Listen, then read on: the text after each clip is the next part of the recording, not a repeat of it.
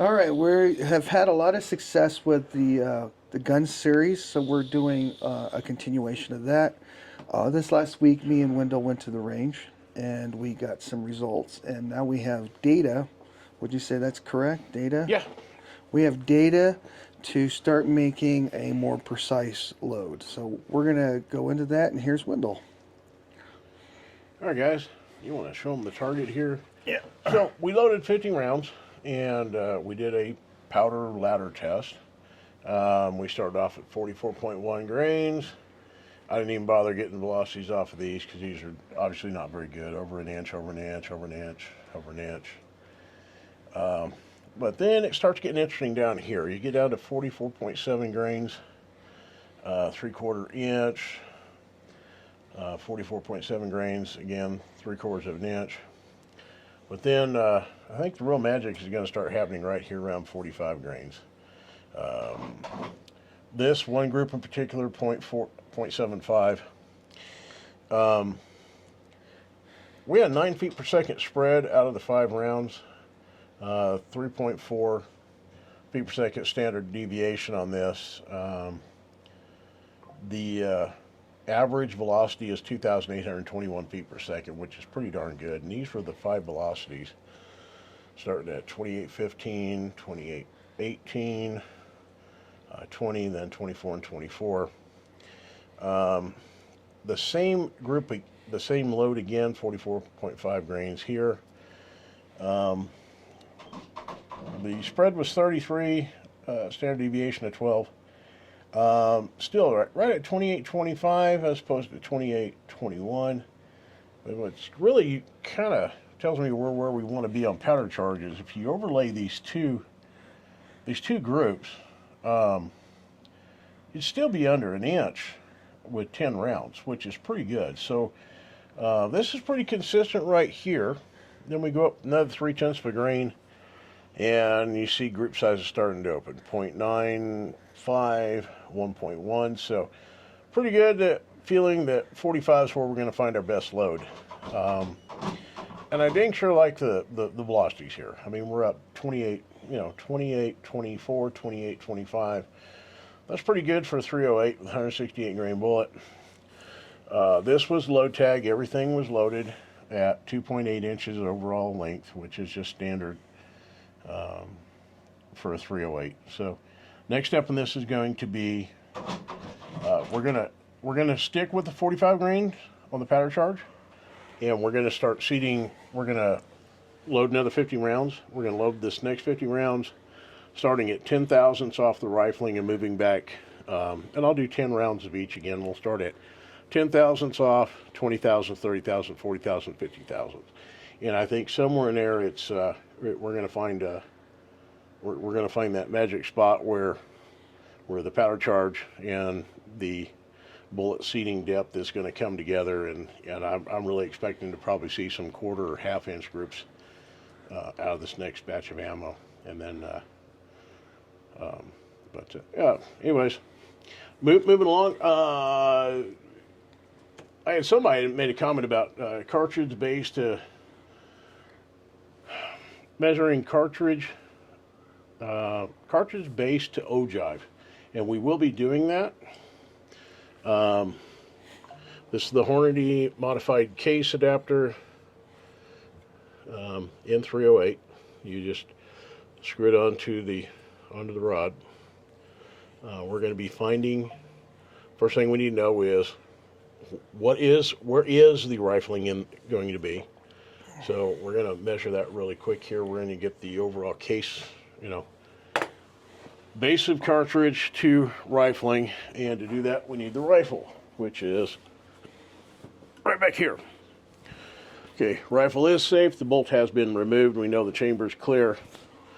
We do not have a round in the chamber. Okay, so I'm just going to lay the rifle down here, and so what we're going to do is we're going to insert the cartridge into the chamber. Make sure that it's fully seated in the chamber. And then we're going to push Push the rod forward until that bullet is touching rifling. Okay. Now we should be, something tells me that didn't move. Now we're going to try this again, starting a little shorter.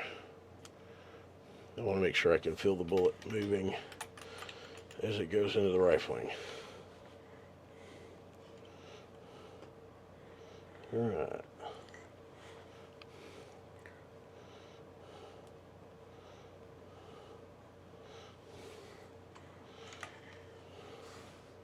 Well, maybe that is right. Okay, so now to measure this, we're going to take our calipers, and we've got to put this on the caliper. This bushing is 30 caliber. It will measure where the ogive of the bullet starts. So we're going to, and you'll notice that this thing is offset. The way that slot is cut, you can either center this on the caliper blade, or you can mount it so that it's offset. For this, we're going to be doing it with it offset. And why would we do it offset? Well, because the cartridge is going to be offset just a little bit. Okay. So if you look, you'll now see that it is offset a little bit to this direction. Okay? Okay. So now we're going to start here. We're going to zero the caliper. You notice there's a slot in the bottom of the rod. Yeah. That's going to slide on right here.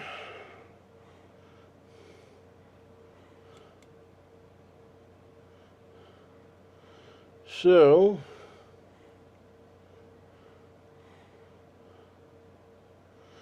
I like to move this around and see where I get the shortest reading to make sure that I'm flat against the caliper.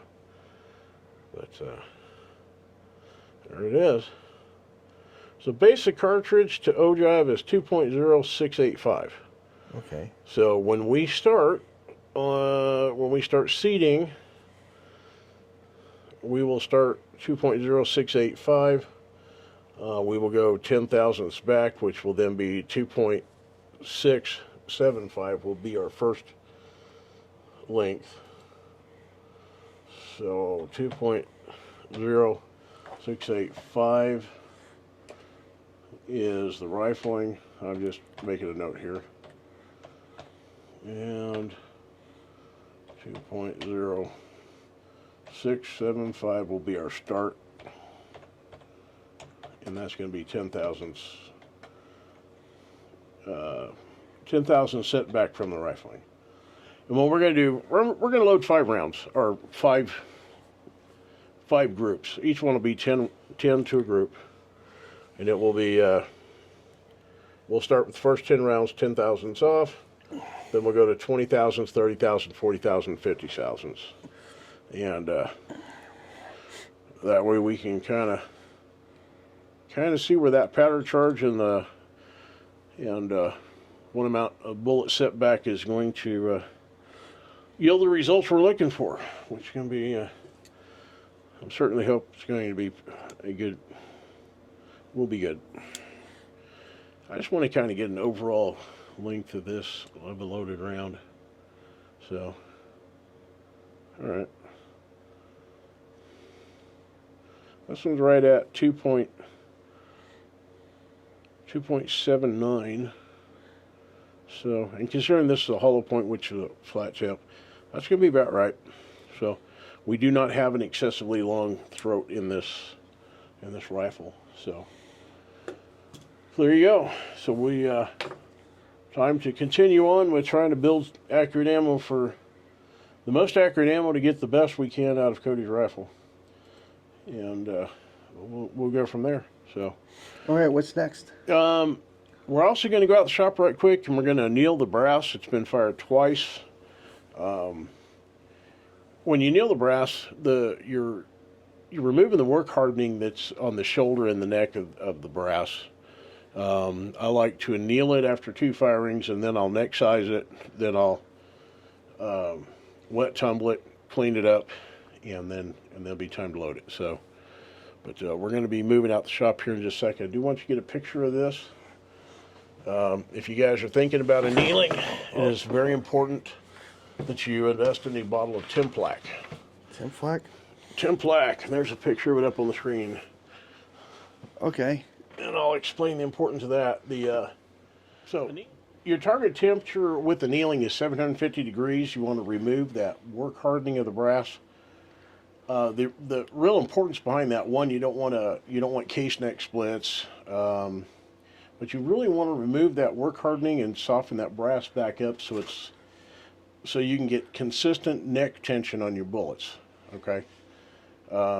If your tension on your neck bullets aren't consistent, your velocities are going to be stringing up and down, and that's not conducive to accurate shooting. So, but that being said, I like to anneal after 2 firings. I know there's guys that will do it after 1. Some people do 3 or 4. I figure after 2 firings, it's time to anneal. And so, anyways, I think that's pretty much it. We're gonna be out in the shop, and we're gonna fire up the anneal these and show it to you guys. It's pretty cool. See you out there. All right, we're out here in the shop. I got the propane bottle hooked up. We got the annealies going. We got the flame on there going. The dial up here is where you set your dwell time for your brass. Again, we're looking for, this has already been calibrated. I've used this for years. I've got a mark on here that I use for Magnum cases. 4 marks to the left is what I use for 308 and 6.5 Creedmoor. It's real complicated. You just put the case in. This is after you do have to work through your calibration, but once you get work through the calibration,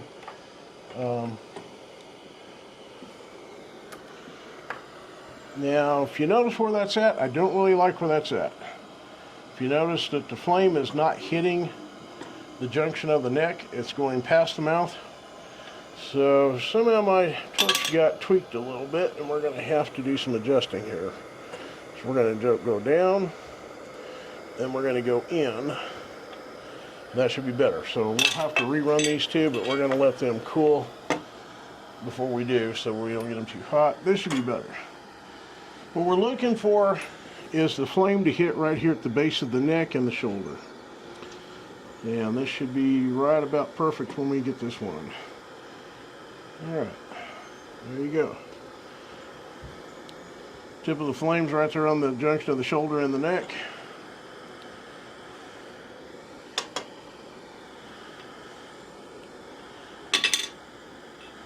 It even changes it. Look at that. It does. It changes the color. You'll notice once it's been annealed. Yeah, I like it right there. There's guys out there that they'll anneal until they see it red hot or glowing or starting to glow. Guys, I've calibrated this with Tim Flack. I want 750 degrees. I don't want to over anneal. And I don't want to under anneal. So we're, we have the temperature that we're looking for, and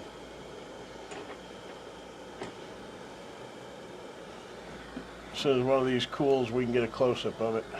But I can guarantee you, you don't want to pick them up out of the tray right now. 750 degrees is more my fingers like. Yeah, mine too. See how these are. These are cooled down. We're going to rerun these guys because they were not in there long enough. But, well, the beauty of the annealies. You can find these online. Annealies. I think this is generation 2 or generation 3. I think they've got generation 4 or 5 out there. And if you do a search, there's somebody else out there now making knockoffs, and I think we acquired this one somewhere around 2018, 2019, and I can tell you it does work. Before I started annealing brass, I'd have good results with the first firing, good results second firing, then third, fourth, and fifth. I can see my shot groups, starting to open up, and I can tell you now that I'm annealing every other firing. I've got much better consistency, and my velocities are a lot more consistent. So, what does it do for casing life? It'll extend the casing life. So, because you will find. I don't know that I've got any Lapua brass that I've shot more than 10 rounds through yet, or has more than 10 firings on it. But I do this, it doesn't matter if it's LaPoo, Hornady, Nosler, Norma Brass. I've pretty much adopted the same thing across the board. Every 2 fire rings we anneal it. So I've heard people complain about, case neck splits after 3 or 4 loadings, and then you start talking to them and find out that they're not annealing the brass. Well, case hardens long enough, something's gonna crack. So, but It does it pretty quick. yeah, it does. And you can load up you can load this sucker up too. Load it up and let it go.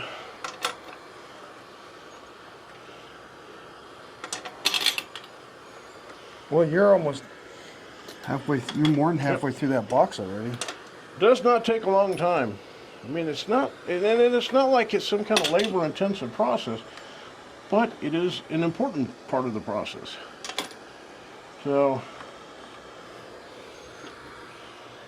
if you want it to shoot as good on the 3rd, 4th, 5th, 6th, 10th loading as it did on the 1st or 2nd loading, this is part of how you achieve that.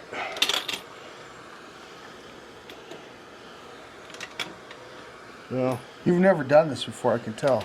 nope, never done it.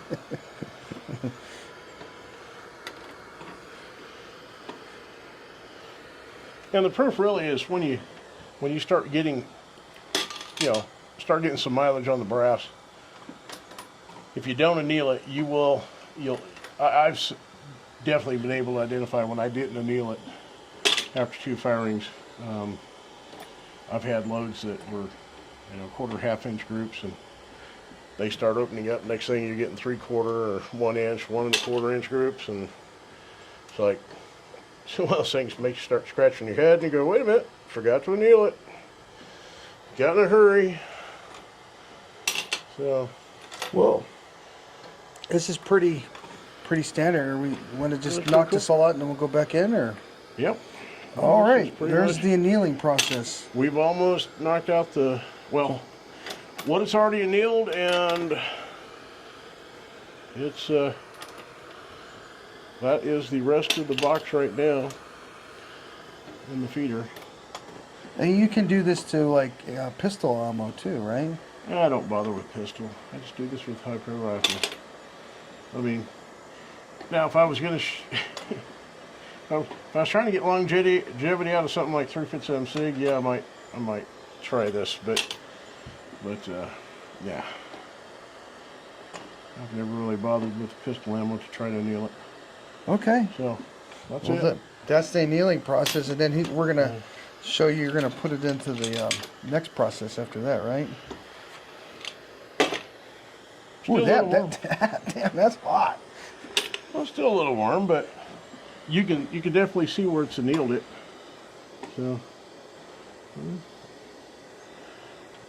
So, all right. Alrighty, that's annealing. That pretty cool or what? No, that's kind of hot. Yeah, very true. All right, there you go. All right. We'll go to the next step now. Yeah, we're almost through that first 50 rounds. Alrighty. All right, guys, we're doing the wrap up on the load development and the bullet BD. What's that? BDC Cartridge-based ogive, doing the Cartridge- seating-based test. on the 308, and on the we varied the round 10 thousandths, or what was it? We varied Yeah. it, the links. Yeah, the first 2 groups are 10 thousandths off, then 20 thousandths for the next 10, 30, 40, 50. So this is what we came up with right here. Yeah, I think probably, yeah. Trying to figure out where our best groups are at, but I think you're probably going to be 20 thousandths. That's not bad at all. That's about a 1 inch group. Not real sure what happened here. But I think a lot of this too is we're kind of having a challenge today with the wind out here. Well, that one's pretty good. Yeah, that one's not bad. None of them are real bad. No, but we can definitely get them tighter. And see a lot of vertical stringing. That could be the shooter too. Could be. I was kind of having ADD day. So, but look at this one here. These three, boom, boom, boom. yep. So I think what we're going to do now is this is the 168 168 custom competition bullet. I think it's time we're gonna swap them over, and I think next time out we'll try some ELDM and a heavier bullet. see if we can get better results. Yeah, some competitions don't always shoot real great. They're not a bad bullet. They're certainly they cost less, so it's a little more economical to shoot. But I think it's time we try some ELDMs. So. All right, cool. But anyways, Well, there we go. So that's what our experimentation with bullet to ogive. Now we can take that ogive information and still use it. Yeah, we know exactly where the rifling's at and what the distance is, so we can definitely build from that.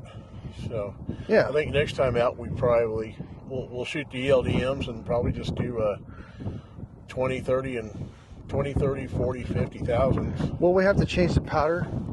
The powder Yeah, load. the powder's going to change, but we'll start with cartridge-based ogive, doing the length test, and then this time we'll start with the length, and then we'll worry about powder. So we'll work it backwards. So stand by. We're still fine tuning the gun. Yep. We're finding what it really likes to make really tight groups. So Yeah, and my experience, I've got a 308 that I've tried shooting 168 through that never did shoot really good, but it did really, really well with 175. okay. So I think that's the direction we go. So All right. it'll be fun. So all right. Well, thanks for watching this video. If you got this far, we would really appreciate it if you'd like and subscribe to our videos. Yes. There's going to be more of this information coming out. So thank you very much. Yep.